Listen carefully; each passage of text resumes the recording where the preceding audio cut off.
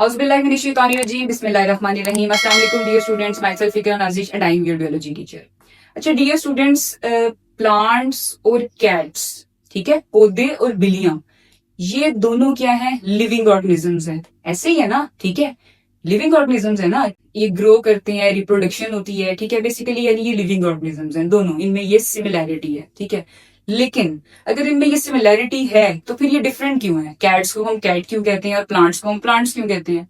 क्योंकि dear students at the same time ये different भी है, ठीक है, प्लांट्स और कैट्स। अब डिफरेंट कैसे हैं कि जो प्लांट्स हैं ये अपना फूड खुद प्रिपेयर करते हैं, ठीक है, ड्यूरिंग फोटोसिंथेसिस, और जो कैट्स हैं, ठीक है, क्योंकि ये एनिमल्स हैं और एनिमल्स अपना फूड खुद प्रिपेयर नहीं कर सकते, ठीक है। इसके अलावा एनिमल्स जो है वो एक जगह से दूसरी जगह पे मूव कर सकते हैं लेकिन प्लांट्स मूव नहीं कर सकते। तो ये क्या है? इनमें डिफरेंस है, ठीक है डियर स्टूडेंट्स, समझ आई आपको? दोनों है तो लिविंग ऑर्गेनिजम्स, लेकिन इनमें डिफरेंस भी है। इसके बाद अब मैं आपको एक और एग्जाम्पल देती हूँ। अब स्टूडेंट्स हम बात करते हैं बैट्स की। बैट्स यानी चमगादड़ की, ठीक है। चमगादड़ है वो उड़ती हैं, ऐसे ही है ना। लेकिन स्टूडेंट्स बर्ड्स होते हैं वो भी उड़ सकते हैं, ऐसे ही है, ठीक है। लेकिन स्टूडेंट्स आई डोंट नो आपको इस चीज का आइडिया है या नहीं है, हम जो बैट्स होती हैं ना, यानी जो चमगादड़ होती हैं, इन्हें हम बर्ड्स नहीं कहते, ठीक है, इन्हें हम बर्ड्स के ग्रुप में नहीं रखते, ये डिफरेंट है। अब आप सोचेंगे कि ये डिफरेंट क्यों है? हालांकि चमगादड़ भी उड़ती है और परिंदे भी उड़ते हैं, ठीक है, सेम है ना, उड़ सकती हैं दोनों, लेकिन ये डिफरेंट है एक दूसरे से। कैसे डिफरेंट है? कि जो चमगादड़ है इसके जिस्म पे बाल होते हैं, हेयर होते हैं, ठीक है, और एट द सेम टाइम इनके अंदर मेमोरी ग्लैंड्स होते हैं। मेमोरी ग्लैंड्स यानी ये अपने बच्चों को दूध पिलाती हैं, ठीक है, चमगादड़। और इस बेस पे इनको मैमल्स कहा जाता है, ठीक है, इस बेस पे इन्हें मैमल्स के ग्रुप में रखा जाता है, इन्हें बर्ड्स के ग्रुप में नहीं रखा जाता, ठीक है डियर स्टूडेंट्स। यानी जो बर्ड्स हैं और बैट्स हैं ये डिफरेंट हैं। अब आपने देखा कि इनमें सिमिलैरिटी भी है कि ये उड़ सकते हैं, ठीक है, लेकिन एट द सेम टाइम इनमें डिफरेंस भी है, ठीक है स्टूडेंट्स। अच्छा डियर स्टूडेंट्स, अब ये सब कुछ आपको बताने का पर्पस क्या है मेरा? ये एग्जांपल्स मैं आपको क्यों दे रही हूँ? ये मैं आपको एग्जांपल्स इसलिए दे रही हूँ कि जितने भी लिविंग ऑर्गेनिजम्स होते हैं ना, ठीक है, उनको सिमिलैरिटीज और डिफरेंसेस की बेस पे डिफरेंट ग्रुप्स में रखा जाता है, डिफरेंट ग्रुप्स में डिवाइड किया जाता है। जैसे प्लांट्स हैं, ठीक है, उनका एक अलग ग्रुप है, फिर एनिमल्स का ग्रुप है, बर्ड्स का ग्रुप है, ठीक है, ह्यूमंस का ग्रुप है, ठीक है स्टूडेंट्स। यानी लिविंग ऑर्गेनिजम्स को ग्रुप किया जाता है, और इस ग्रुपिंग को on the basis of similarities and differences, ठीक है, क्या कहा जाता है? इसको क्लासिफिकेशन कहा जाता है, ठीक है स्टूडेंट्स। ये स्टूडेंट्स हमारा जो आज का टॉपिक है वो भी क्लासिफिकेशन है, ठीक है। आज के टॉपिक में हम क्लासिफिकेशन को डिस्कस करेंगे कि क्लासिफिकेशन क्या है, इसकी डेफिनेशन देखेंगे, क्या होती है क्लासिफिकेशन, इसकी एग्जांपल्स क्या है, ठीक है। उसके बाद हम देखेंगे AIIMS and principles of classification and advantages of classification. आज के लेक्चर में हमने ये तीनों पॉइंट्स जो है इनको डिस्कस करना है, ठीक है जी। तो डियर स्टूडेंट्स हम चलते हैं क्लासिफिकेशन की तरफ, ठीक है, कि क्लासिफिकेशन क्या होती है। अच्छा डियर स्टूडेंट्स, आज तक 2 million different kinds of organisms हैं जो डिस्कवर हो चुके हैं, ठीक है। अभी तक बहुत सारे ऐसे भी हैं जो डिस्कवर नहीं हुए हैं, लेकिन जो आज तक डिस्कवर किए जा चुके हैं, बियोलॉजिस्ट ने, साइंटिस्ट ने जिन ऑर्गेनिजम्स को डिस्कवर कर लिया है वो 2 मिलियन ऑर्गेनिजम्स हैं, ठीक है स्टूडेंट्स। और उन 2 मिलियन ऑर्गेनिजम्स को फर्दर कैटेगराइज किया गया है, जिनमें से 0.5 बिलियन जो है वो प्लांट्स हैं, ठीक है, और 1.5 बिलियन जो है वो एनिमल्स हैं, ठीक है स्टूडेंट्स। अब डियर स्टूडेंट्स, ये जो 2 मिलियन ऑर्गेनिजम्स थे, ठीक है, इनको बियोलॉजिस्ट ने क्लासिफाई किया, ठीक है, इनको बियोलॉजिस्ट ने ग्रुप्स में डिवाइड किया। अभी आप सिर्फ 2 ग्रुप्स देख रहे हैं ना, प्लांट्स हैं और एनिमल्स हैं, ठीक है। किस बेस पे किया? सिमिलैरिटीज और डिफरेंसेस की बेस पे, ठीक है। मैं आपको ऑलरेडी एग्जांपल दे चुकी हूँ, ठीक है। 2 मिलियन ऑर्गेनिजम्स थे जिनको उनमें उनकी सिमिलैरिटीज और डिफरेंसेस की बेस पे प्लांट्स और एनिमल्स में आगे ग्रुप कर दिया गया, ठीक है स्टूडेंट्स। तो dear students, this grouping of organisms on the basis of similarities and differences is called classification, ठीक है। ये क्लासिफिकेशन की डेफिनेशन है, ठीक है, और इसकी एग्जांपल्स मैं आपको ऑलरेडी दे चुकी हूँ, ठीक है। मैंने आपको डेली लाइफ एग्जांपल्स ऑलरेडी दे दी हैं, जिनमें मैंने आपको सबसे पहले प्लांट्स की एग्जांपल दी और कैट की दी, ठीक है। उसके बाद मैंने आपको बर्ड्स की दी है, बैट की एग्जांपल दी है। तो स्टूडेंट्स आप वो भी एग्जांपल्स लिख सकते हैं इसके साथ, क्लासिफिकेशन के साथ। इसके अलावा मैंने यहाँ पे एक सिंपल एग्जाम्पल लिख दी है, ठीक है, जिसमें मैंने यहाँ पे लिखा है कि जो बुक्स हैं उनको हम डिवाइड करते हैं, ठीक है। बायो की बुक्स होती हैं, फिजिक्स की होती हैं, केमिस्ट्री की होती है, मैथ्स की होती है, इंग्लिश की होती है, कितनी सारी बुक्स होती हैं, ठीक है। तो ये एग्जांपल देने का पर्पस ये है कि क्लासिफिकेशन सिर्फ लिविंग ऑर्गेनिजम्स की नहीं होती, नॉन लिविंग थिंग्स की भी क्लासिफिकेशन होती है, हर चीज की क्लासिफिकेशन होती है। ठीक है डियर स्टूडेंट्स, यहाँ पे मैंने एग्जांपल दिया है, books are divided into biology, physics, chemistry, maths, English, कितनी सारी बुक्स होती हैं। ठीक है, उनको हमने ग्रुप्स में डिवाइड किया होगा ना, दिस इज कॉल्ड क्लासिफिकेशन। और बुक्स को हमने ग्रुप्स में डिवाइड किया है उनमें सिमिलैरिटीज और डिफरेंस की बेस पे। ठीक है, जितनी बायो की बुक्स हैं वो सिमिलर है ना, उनको हमने एक ग्रुप में रख दिया है। और जो केमिस्ट्री की बुक्स हैं वो बायो से डिफरेंट है, ठीक है, तो उनको हमने दूसरे ग्रुप में रख दिया है। ठीक है, तो this is called classification. Hopefully student आपको क्लासिफिकेशन क्लियर हो गया होगा, इसकी डेफिनेशन और इसकी एग्जांपल्स क्लियर हो गई होंगी। ठीक है स्टूडेंट्स, अब हम चलते हैं अपने नेक्स्ट टॉपिक की तरफ। हमारा जो नेक्स्ट टॉपिक है वो है AIIMS and principles of classification. Classification की डेफिनेशन तो ये है, लेकिन अब क्या रीजंस हैं, हमारे एम्स क्या हैं, व्हाई वी क्लासिफाई ऑर्गेनिजम्स।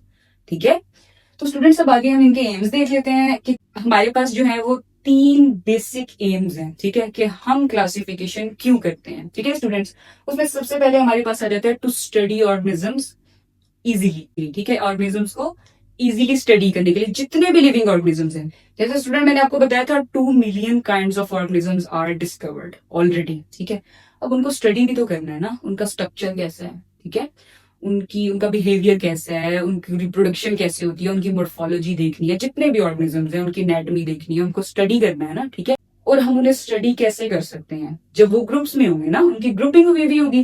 तो जैसे अब हमारे पास एनिमल्स हैं, प्लांट्स हैं, ठीक है, प्लांट्स का एक ग्रुप है, एनिमल्स का ग्रुप है, ठीक है, बर्ड्स का ग्रुप है, तो हमें पता है ना कि ये ग्रुपिंग हुई हुई है, तो उनको स्टडी करना इजी होगा हमारे लिए। ठीक है, क्लासिफिकेशन हुई हुई है, उनके हम स्ट्रक्चर्स, उनके मॉर्फोलॉजी, एनाटॉमी, फिजियोलॉजी, ठीक है, और इसके अलावा बिहेवियर, उनके अडेप्टेशंस, उनकी रिप्रोडक्शन, सब कुछ हम इजीली स्टडी कर सकते हैं। तो फर्स्ट एम तो हमारा ये हो गया कि हम ऑर्गेनिजम्स को इजीली स्टडी कर सकते हैं।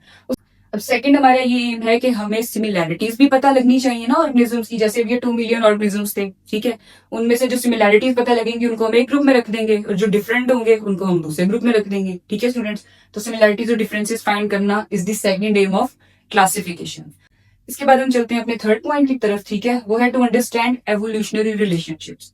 अब इसमें सबसे पहले एक टर्म दी हुई है एवोल्यूशनरी रिलेशनशिप्स। सबसे पहले तो मैं आपको ये समझा देती हूँ, ठीक है, कि ये एवोल्यूशनरी रिलेशनशिप क्या होता है। स्टूडेंट्स, एवोल्यूशनरी रिलेशनशिप का मतलब ये होता है, एवोल्यूशन क्या होती है, इर्तका। ठीक है, कि कोई चीज इवॉल्व कहां से हुई है। ठीक है, तो स्टूडेंट्स, ऑर्गेनिजम्स का एवोल्यूशनरी रिलेशनशिप ये होता है कि दो ऑर्गेनिज्म है ना, ठीक है, दो डिफरेंट ऑर्गेनिजम्स हैं, उनका एवोल्यूशनरी रिलेशनशिप हम ऐसे चेक करेंगे कि इनकी जब एवोल्यूशन हुई है तो इनका कोई कॉमन एंसेस्टर तो नहीं था। ठीक है, दो ऑर्गेनिजम्स का। जैसे मैं आपको यहाँ पे एक एग्जांपल देती हूँ, यहाँ पे हमारे पास एग्जांपल है ह्यूमन की और मंकीज की। ठीक है, ये बड़ी एक अच्छी एग्जांपल ली जाती है कि ह्यूमंस और मंकीज जो है ना, इनके बारे में कहा जाता है कि इनका ह्यूमंस और मंकी का एवोल्यूशनरी लिंक है। ठीक है, अब एवोल्यूशनरी लिंक का पता कैसे चलता है, वो स्टडी करके पता चलेगा ना। ठीक है, जब हम दो डिफरेंट ऑर्गेनिजम्स को या स्पीशीज को हम उन्हें स्टडी करेंगे, ह्यूमंस को स्टडी किया, मंकीज को स्टडी किया, ठीक है, तो उससे ये पता चला कि इन दोनों का स्केलेटन सेम है। ठीक है, इसके अलावा इनका डीएनए सेम है, तो यानी कि इनकी जो बेस थी ना, जो इनका एंसेस्टर था वो सेम था। ठीक है, यानी ये कि इनके जो अबाउ इजदाद थे वो सेम थे। एंसेस्टर का मतलब ये होता है इनके जो बाप दादा थे, अबाउ इजदाद थे जिनसे ये अराइज हुए हैं, वो सेम थे। ठीक है, हमारी साइंस ये बात करती है कि ह्यूमंस और मंकी का जो एंसेस्टर है वो सेम है। ठीक है, बाद में इनमें मॉडिफिकेशन हो गई है। ठीक है, अब वो क्यों सेम है, क्योंकि इनमें सिमिलैरिटीज पाई जाती है, इनमें सेम स्केलेटन है, इनका डीएनए सेम है। ठीक है, तो इसलिए ये कहा जाता है कि इनका जो है कोई एवोल्यूशनरी लिंक है ह्यूमंस का और मंकी का। ठीक है स्टूडेंट्स, होपफुली आपको एवोल्यूशनरी रिलेशनशिप की समझ आ गई होगी। ठीक है, और यही हमारा थर्ड एम है क्लासिफिकेशन का। इसकी मैंने यहाँ पे एग्जांपल लिख दी है आपको नीचे, ह्यूमंस और मंकी की एग्जांपल दी है मैंने यहाँ पे आपको। तो स्टूडेंट्स, जब हम क्लासिफिकेशन कर लेते हैं ऑर्गेनिजम्स की, तो उससे हमें एवोल्यूशनरी रिलेशनशिप्स भी पता चलते हैं। ठीक है, कि कौन कौन से ऑर्गेनिजम्स हैं जिन जो क्लोजली रिलेटेड है। ठीक है, इनका कोई कॉमन एंसेस्टर है, इनके दरमियान कोई एवोल्यूशनरी लिंक है। ठीक है, तो डियर स्टूडेंट, ये हो गए AIIMS and principles of classification. Hopefully आपको इनकी समझ आ गई होगी स्टूडेंट्स। तो इसके बाद हम नेक्स्ट चलते हैं अपने टॉपिक की। जी स्टूडेंट्स, नेक्स्ट हमारे पास हैं एडवांटेजेस ऑफ क्लासिफिकेशन। ठीक है, अब हमने क्लासिफिकेशन के फवाइद देखने हैं। पहले हमने क्लासिफिकेशन की डेफिनेशन देख ली है। ठीक है, उसके बाद हमने उसके एम्स एंड प्रिंसिपल स्टडी कर लिए हैं कि क्या क्या एम्स थे। अब हमने देखना है कि क्लासिफिकेशन का फायदा क्या हो रहा है। ठीक है स्टूडेंट्स, अब इसमें हमारे पास सबसे पहला पॉइंट है इजी आइडेंटिफिकेशन। अच्छा डियर स्टूडेंट्स, आप कहीं जा रहे हैं, ठीक है, आपने रास्ते में ना कोई चीज देखी, उसके दो व्हील थे, पहिए थे, आगे उसका हैंडल था। ठीक है, आगे उसका हैंडल लगा हुआ था। अब आपने उसको देखते ही पहचान लेंगे कि या तो ये बाइक है, ठीक है, या फिर वो साइकिल है। अगर उसके पैडल होंगे तो वो साइकिल होगी, ठीक है। बाकी जैसे स्ट्रक्चर होता है मोटरसाइकिल का, देखते ही पता लग जाएगा ना आपको। कैसे पता चलेगा? क्योंकि क्लासिफिकेशन हुई हुई है ना ऑलरेडी। हमने बाइक्स को, मोटरसाइकिल्स को, कार को, बसेस को, एरोप्लेन्स को क्लासिफाई किया हुआ है ना, ग्रुप्स में डिवाइड किया हुआ है, देखते ही हमें पता चल जाता है, ठीक है, हम उसे आइडेंटिफाई कर लेते हैं। सेम ऐसे स्टूडेंट्स, क्लासिफिकेशन का ये फायदा है कि क्लासिफिकेशन से किसी भी ऑर्गेनिजम्स को देखते ही हमें पता चल जाएगा कि ये कैट है, ये मैंगो का ट्री है, ठीक है, ये फिश है, ऐसे ही है। तो सबसे पहला जो हमारा जो इसका फायदा है क्लासिफिकेशन का, वो है इजी आइडेंटिफिकेशन। उसके बाद जो सेकंड है हमारे पास, वो है हेल्प्स कंपेयर स्पीशीज। अब ये भी मैं आपको एग्जांपल देती हूँ। आईफोन और एंड्रॉइड है, ठीक है, दोनों हैं तो मोबाइल्स, ठीक है, सबको पता होगा आईफोन और एंड्रॉइड का। दोनों मोबाइल्स हैं, दोनों से पिक्चर बन सकती है, ठीक है, वीडियो पिक्चर बनाते हैं, कैमरा होता है दोनों में, दोनों से हम फोन पे बात करते हैं। सेम फीचर्स भी होते हैं लेकिन eight the same time different भी हैं। कितना डिफरेंस है? यू नो वेरी वेल, ठीक है, आईफोन और एंड्रॉइड में। तो सेम ऐसे स्टूडेंट्स हम ऑर्गेनिजम्स को भी कंपेयर करते हैं, ठीक है, जैसे प्लांट्स को और ह्यूमंस को, ठीक है, एनिमल्स को, उनको हमने कंपेयर किया है कि इनमें सिमिलैरिटीज भी हैं और इनमें डिफरेंसेस भी हैं, ठीक है स्टूडेंट्स। तो पूरी आपको सेकंड स्टेप की समझ आ गई होगी, आपको सेकंड पॉइंट की समझ आ गई होगी कि कैसे हम कंपेयर करते हैं ऑर्गेनिजम्स को। उसके बाद हम चलते हैं अपने नेक्स्ट पॉइंट की तरफ। नेक्स्ट हमारे पास है शोज इंटर रिलेशनशिप। अब इंटर रिलेशनशिप का क्या मतलब है? कि रिलेशनशिप पता चलना। यहाँ पे एवोल्यूशनरी रिलेशनशिप की बात हो रही है, ठीक है, जैसे मैंने ह्यूमन और मंकी का बताया था कि उनका कॉमन एंसेस्टर होता है, ठीक है। इसके अलावा मैं आपको एक और एग्जांपल देती हूँ स्टूडेंट। जैसे कहा जाता है ना, बिल्ली शेर की खाला है, ठीक है, क्यों कहा जाता है?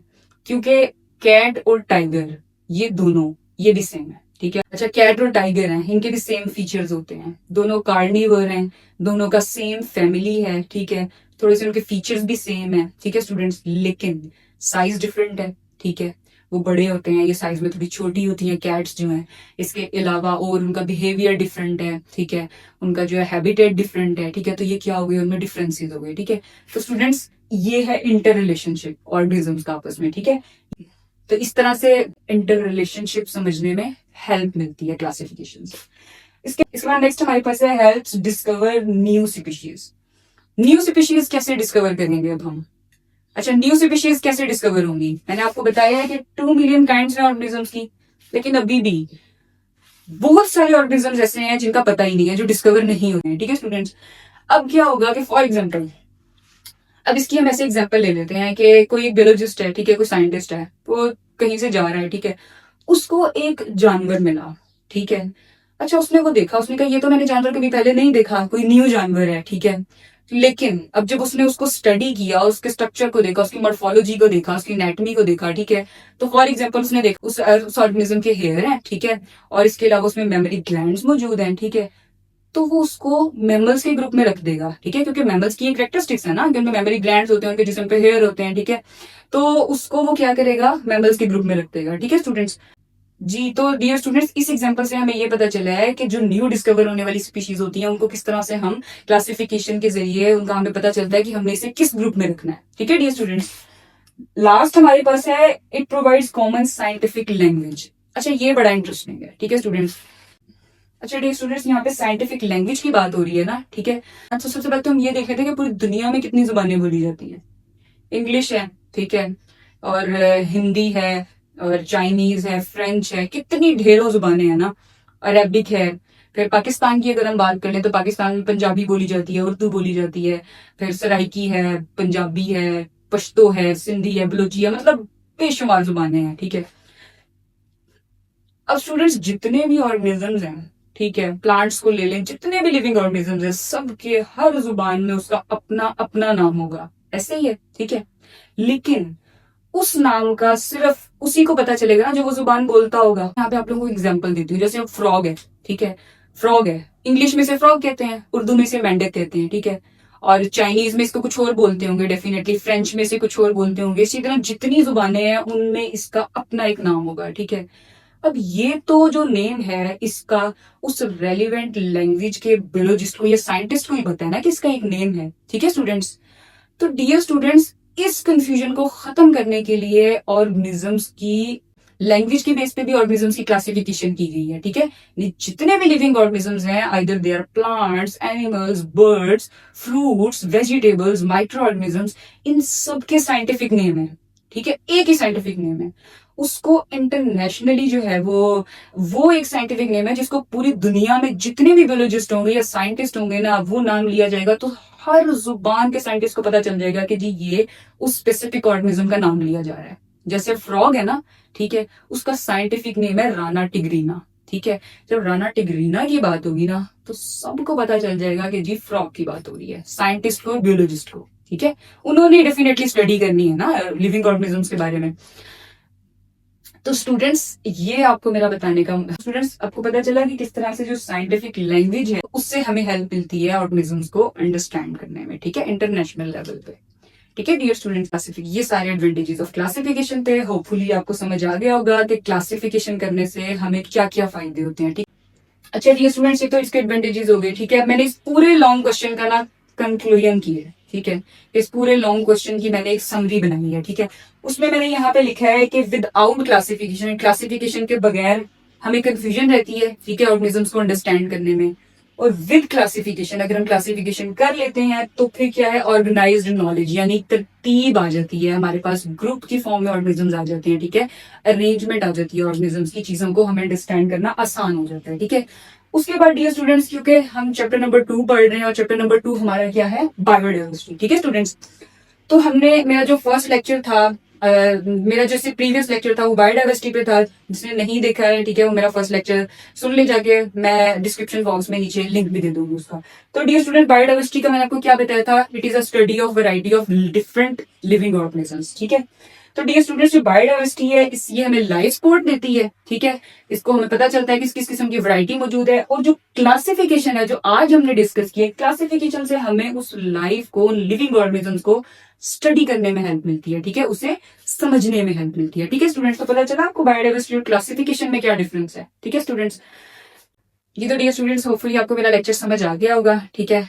मैं आप लोगों को ओवरव्यू दे देती हूँ कि आज के लेक्चर में हमने क्या पढ़ा। आज के लेक्चर में हमने क्लासिफिकेशन को देखा है, उसके बाद हमने AIIMS and principles of classification को डिस्कस किया है, और उसके बाद हमने इसके एडवांटेजेस देखे हैं। अच्छा डियर स्टूडेंट्स, में आप लोगों को ना क्लासिफिकेशन की डेफिनेशन आ जाती होती है, बहुत इंपॉर्टेंट है, 2 मार्क्स का शॉर्ट क्वेश्चन आएगा, उसमें आपने क्या करना है, क्लासिफिकेशन की डेफिनेशन लिखनी है और कोई भी एग्जाम्पल दे देनी है। मैंने आपको बेशुमार एग्जाम्पल्स दिए हैं, ठीक है, आप इन्हें नोट कर लीजिएगा, ठीक है। आप जो बोर्ड पे लिखी हुई आप इन्हें भी नोट कर सकते हैं। इसके अलावा जो मैंने आपको लेक्चर दिया आप इनको भी साथ साथ नोट कर लीजिएगा। इसके अलावा अगर आपको नोट्स चाहिए होंगे तो वो भी अवेलेबल है, आप कमेंट बॉक्स में नीचे मेंशन कर दीजिएगा, इंशाल्लाह हम आपके साथ नोट्स भी शेयर करेंगे, ठीक है स्टूडेंट्स।